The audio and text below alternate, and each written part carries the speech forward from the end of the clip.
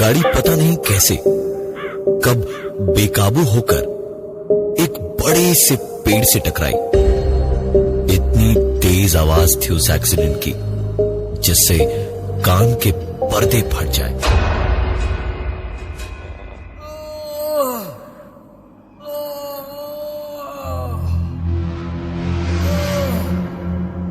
कौशिक चोट लगने से बेहोश हो गया था और रचित के पुकारने पर जब आंख खुली तो तकरीबन एक्सीडेंट हुए 2 घंटे बीत चुके थे। रोड से कुछ ही दूरी पर एक्सीडेंट हुआ था। गाड़ी और कौशिक का हाल तो बुरा था ही। रचित को कुछ खास चोटें नहीं आई थी, पर साथ में आया हुआ विशाल अभी तक बेहोश था। खून भी उसका काफी बह चुका था। मोबाइल नेटवर्क किसी का नहीं चल रहा था और उन्हें वहां से निकलने का कोई रास्ता नजर नहीं आ रहा था। कौशिक उठा, पर अभी भी उसे चक्कर आ रहे थे। इतना दर्द था उसके पूरे बदन में कि उससे खड़ा नहीं हुआ जा रहा था।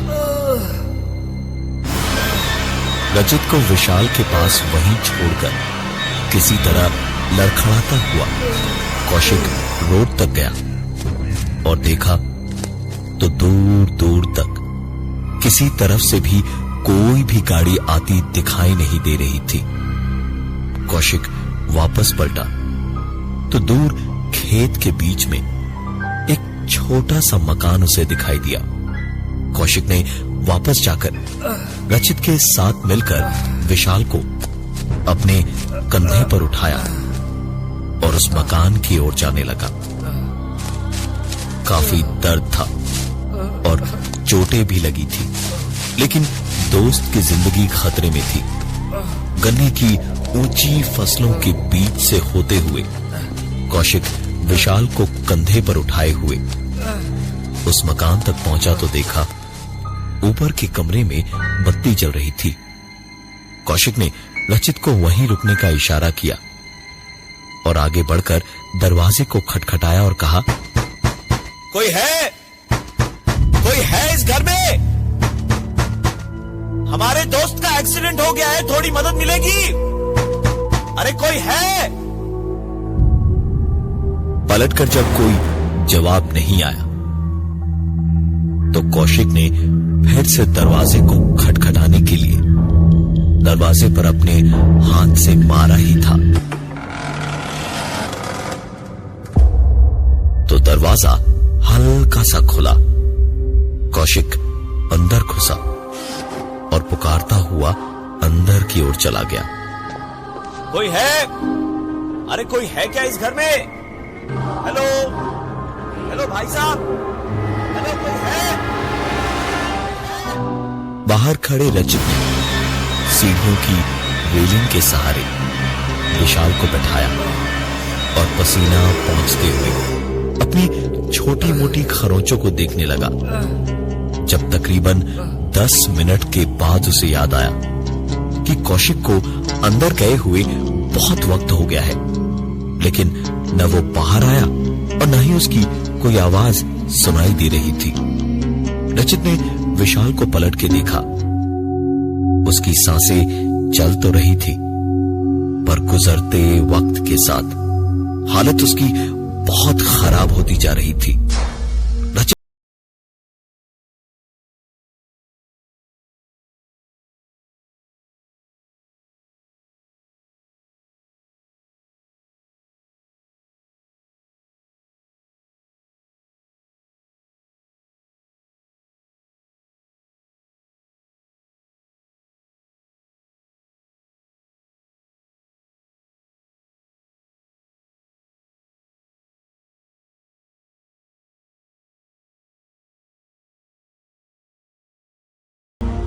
एक के बाद एक सारे कमरे चेक किए। सब वैसे ही गंदे से धूल से भरे थे। ऊपर जाती सीढ़ियां लकड़ी की बनी थी। एक एक करके चरमराती उन लकड़ी की सीढ़ियों पे रचित चढ़ते हुए यही कोशिश कर रहा था कि आवाज थोड़ी कम हो, लेकिन हर सीढ़ी पर आवाज थोड़ी ज्यादा ही हो रही थी। आखिरी सीढ़ी चढ़कर रचित ने पलट के पीछे सीढ़ियों को एक नजर देखा और एक बार फिर कौशिक को आवाज लगाते हुए एक कमरे का दरवाजा खोला।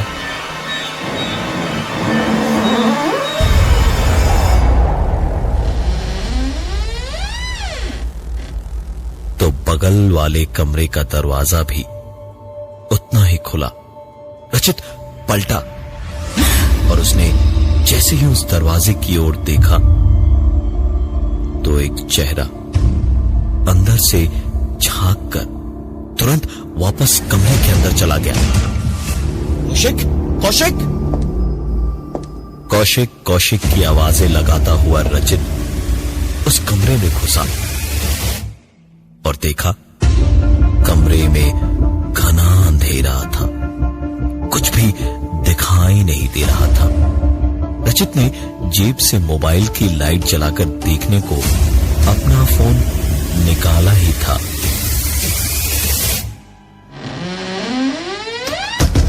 कि उसके ठीक पीछे कमरे का दरवाजा बंद हुआ और कानों में एक आवाज गूंजी।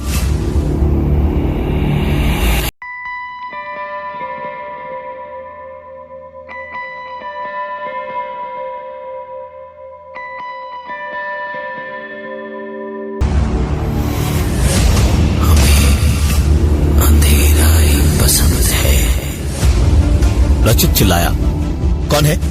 कौशिक, तू है क्या? मजाक छोड़ यार, टाइम पे हॉस्पिटल नहीं पहुंचे तो विशाल मर जाएगा भाई, विशाल मर जाएगा। रचित ने इतना कहते कहते अंधेरे में देखने की कोशिश की तो कुछ भी साफ दिखाई नहीं दिया। कुछ कदम दीवार पे स्विच ढूंढने आगे बढ़ाए तो किसी छोटी सी स्टूल जैसी चीज से उसका पैर टकराया और कुछ भारी भरकम गिरने की आवाज हुई। किसी भी चीज की परवाह किए बगैर रचित ने फोन की टॉर्च जलाई तो टॉर्च जलते ही किरकिराकर बंद हो गई। अब मोबाइल की स्क्रीन की ही लाइट थी और उसी रोशनी में देखा तो सामने एक स्टूल गिरा हुआ था जिस पे रखा हुआ रिकॉर्ड प्लेयर भी नीचे गिरा था। उठाकर बड़े एहतियात से स्टूल रखा और उस पे रिकॉर्ड प्लेयर को रखा और उसके बाद वापस मुड़कर मोबाइल की रोशनी में ही रूम में चारों ओर देख ही रहा था जब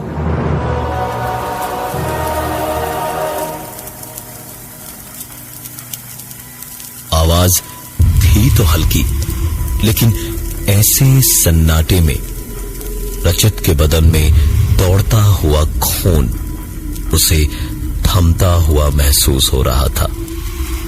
रचित धीमे धीमे डर के घूंट निकलता हुआ पीछे वापस पलटा तो मोबाइल की रोशनी में साफ साफ देख पा रहा था कि कोई रिकॉर्ड नहीं था, लेकिन स्टूल पे रखा हुआ ग्रामोफोन प्लेयर अपने आप चल रहा था। रचित एक ही पल में पसीने से तरबतर था। माथे से पसीने की टपकती बूंदों के बीच ही झुककर उसने एक झटके से रिकॉर्ड प्लेयर की सुई हटाई तो वो चलती हुई आवाज भी अपने आप बंद हुई। कुछ देर खड़े खड़े रचित बस उस घूमते हुए प्लेयर और उसकी उठाई हुई सुई को देखता रहा और फिर जब कुछ भी नहीं हुआ तो रचित का खून दोबारा दौड़ने लगा और वो पलटकर कमरे को मोबाइल की रोशनी में देखने की कोशिश करने लगा, लेकिन कमरा काफी बड़ा था रोशनी बहुत कम। आगे बढ़कर इधर उधर दीवारों पर देखने लगा कि कहीं कोई दरवाजा हो, लेकिन सामने दीवार पर हर जगह उसे ऊपर से लेकर नीचे तक सिर्फ कई सारे नाम लिखे हुए दिखाई दिए, और लिखाई किसी बच्चे की टूटी फूटी लिखाई जैसी थी। रचित नाम पढ़ता हुआ दीवार को खुले मुंह से थोड़ा डरा हुआ, थोड़ा परेशान और बहुत ही घबराए हुए अंदाज में देखता देखता एक दीवार से दूसरी दीवार पे पहुंचा तो देखा उस पे भी कई सारे नाम लिखे थे, वैसी ही किसी बच्चे जैसी हाथ की लिखाई में। अचानक ही घबराए हुए हाल में रचित की नजर मोबाइल फोन पर पड़ी तो देखा फुल सिग्नल आ रहा था। उसने तुरंत कौशिक को फोन मिलाया और फोन मिलाते ही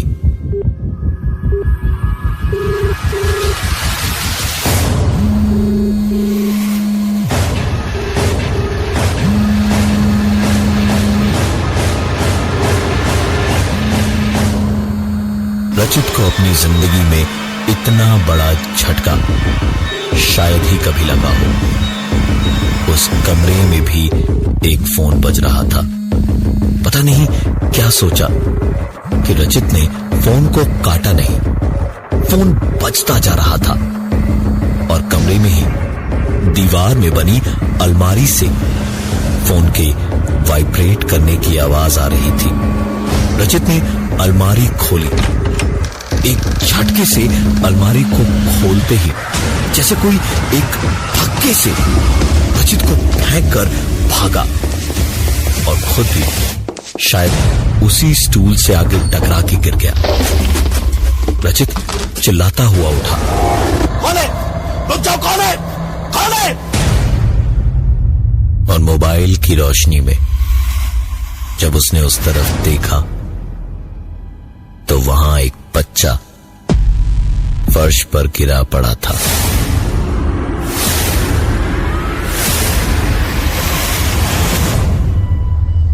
रचित के चेहरे पर अचानक ही डर की जगह फिक्र दिखाई दे रही थी। रचित तुरंत ही उस बच्चे को जगाने की कोशिश करने लगा, लेकिन वो बच्चा जागना तो दूर हिल भी नहीं रहा था। रचित ने उस बच्चे को जगा पाने की कोशिशों में ध्यान ही नहीं दिया कि कोई एक एक कदम फेंकता हुआ ठीक उसके पीछे आके कब खड़ा हुआ और बोला, अंकल रहने दो, मैं नहीं उठूंगा क्योंकि मैं तो मर चुका हूं ना। रचित तुरंत पलटा और डर, घबराहट, बेचैनी या खौफ कुछ भी महसूस कर पाए इससे पहले ही रचित बेहोश होकर वहीं गिर पड़ा। रचित एक ही पल में इतना डर गया था कि तुरंत ही बेहोश हो गया। पर एक ही बात उसके दिल में थी, जो मांगे दे दूं, बस मुझे कुछ ना हो। बेहोशी में रचित को अपना नाम धीमे धीमे सुनाई दे रहा था। उसका नाम कोई बहुत करीब से उसके कानों में पुकार रहा था, जैसे धीमे धीमे धीमे धीमे। रचित को पुकारती हुई आवाज साफ होती गई और आखिरकार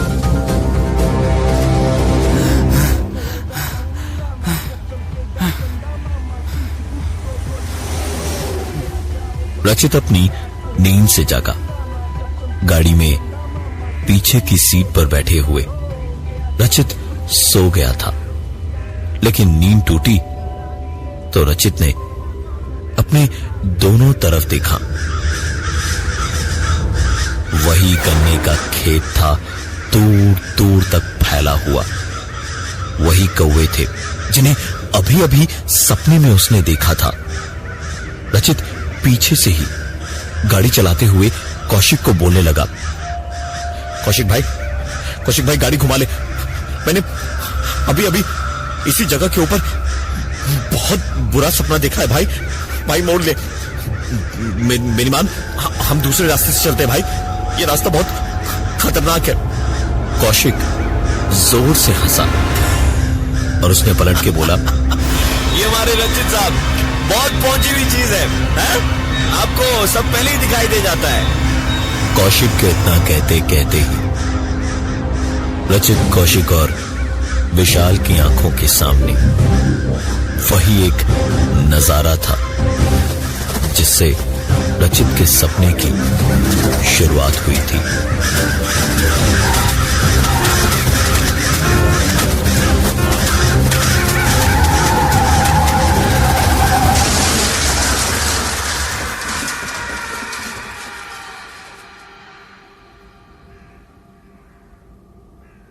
कौशिक अपनी बात पूरी कर पाए उससे पहले ही गाड़ी का सचमुच एक्सीडेंट हुआ। कुछ देर बाद आंख खोली तो कौशिक उठकर रोड तक आया। कहीं मदद मिल सके ऐसी उसे कोई गाड़ी दूर दूर तक दिखाई नहीं दी। विशाल को बहुत बुरी चोटें आई थी, तुरंत ही उसे मदद की जरूरत थी। कौशिक ने इधर उधर खेत पर नजर दौड़ाई तो दूर एक मकान दिखाई दिया और रचित के लाख मना करते रहने के बावजूद वो उसे और विशाल को वहां ले गया। और वहां पहुंच के कौशिक ऊपर के कमरे में जलती हुई बत्ती को देखकर आवाजें लगाने लगा, कोई है इस घर में? हमारे दोस्त का एक्सीडेंट हो गया है, थोड़ी मदद मिलेगी? अरे कोई है? रचित की आंखें ये सुनकर चौड़ी होती चली गई, क्योंकि ये हूबहू वैसा ही था जैसा उसने अपने सपने में देखा था। उसने कहा, भाई ये घर, ये जगह और ये एक्सीडेंट सब अगर मैं पहली बार देख रहा हूं जिंदगी में, तो मुझे ये बता कि ये सब मेरे सपने में कैसे आया?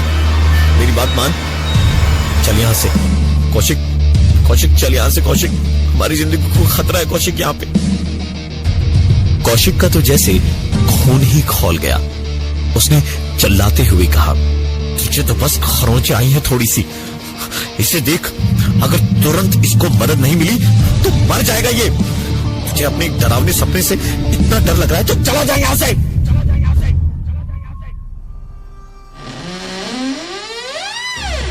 कौशिक ने रचित को विशाल के पास रहने का इशारा किया और अंदर उस घर में घुस गया।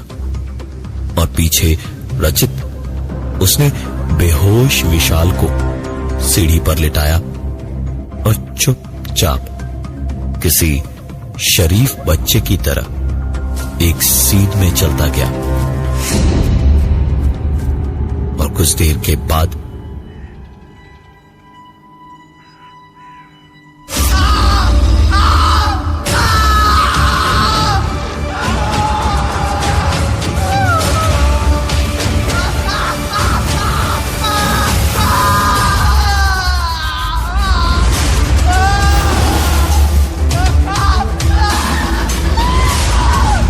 पूरे माहौल में बस कौशिक की चीखें गूंज रही थी।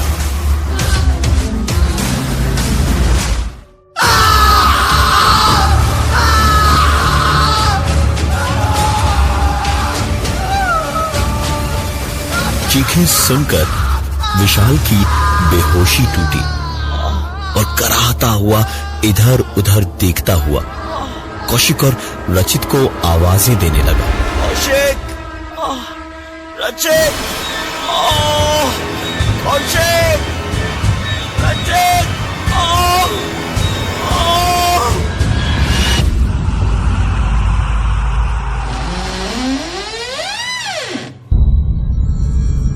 जब उस घर का दरवाजा खोला और अंदर से रचित निकला मुस्कुराता हुआ, खून से सना उसका चेहरा, हाथों में खून लगा हुआ और पागलों की तरह मुस्कुराता हंसता हुआ विशाल के पास आकर बैठा और उसने कहा, मैंने कहा था गाड़ी मोड़ दे, कहा था चला चल यहां से, कहा था मैंने, सपने में ही देख लिया कि क्या होगा, लेकिन नहीं, बहुत बड़ा लीडर समझता था अपने आप को। देख ले भाई, क्या फायदा हुआ ऐसा लीडर बनके। विशाल शायद समझ गया था कि क्या होने वाला है। उसने हकलाते हुए कहा, क्या क्या क्या बोल रहा तू? कौशिक आ गया, कौशिक कहा गया? हाँ? रचित ने झुककर करीब से विशाल को देखा और उसके कानों में धीमे से कहा, मैंने कहा था यहां नहीं आना, और मुझे अपनी कीमत चुकानी पड़ेगी। विशाल को इतना बोलकर हंसता हुआ रचित पैर से पकड़ के घर के अंदर घसीटने लगा। विशाल की काफी हड्डियां टूटी थी, खून भी बहुत बह चुका था, बड़ी मुश्किल से हिल डुल पा रहा था। जब उसे इस कदर से रचित जानवरों की तरह घसीटने लगा, विशाल के हलक से भयानक चीखें निकलने लगी। बढ़ती हुई चीखों में रचित की हंसी और तेज होती जा रही थी।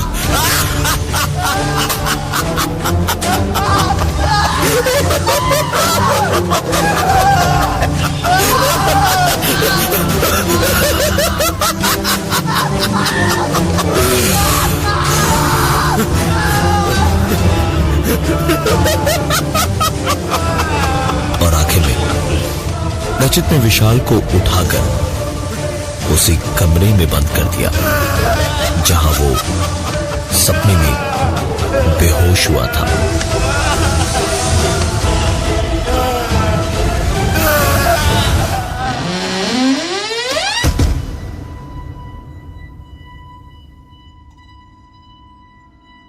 मैं जब उस वक्त बेहोश हुआ था तो बस एक ही बात थी दिल में कि चाहे जो हो जाए मैं बच जाऊं, चाहे कौशिक और विशाल न बचे, लेकिन मैं बच जाऊं। कहते हैं कि मौत का खौफ इंसान की असलियत दिखाता है। बहुत दिक्कत होती है, रोज रोज नई जगहों पर जाना पड़ता है।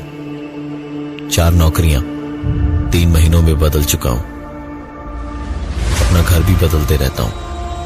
पहले शुरू शुरू में थोड़ी दिक्कत होती थी, लेकिन अब नहीं, अब सब कुछ सीख गया। अब तो नए दोस्तों से मिलते ही उन्हें मैं यहां ले आता हूं। मैंने जान बख्शने के बदले एक समझौता करवा लिया। इस घर में जब तक मैं लोग लाके देता रहूंगा, मुझे या मेरे आसपास किसी को कुछ नहीं होगा। लेकिन जिस दिन यह सिलसिला रुका, सब खत्म हो जाएगा। हर महीने कम से कम 4 लोग किसी भी तरह लाने पड़ते हैं मुझे। मेरा नाम रचित है, मैं आपसे दोस्ती करना चाहता हूं।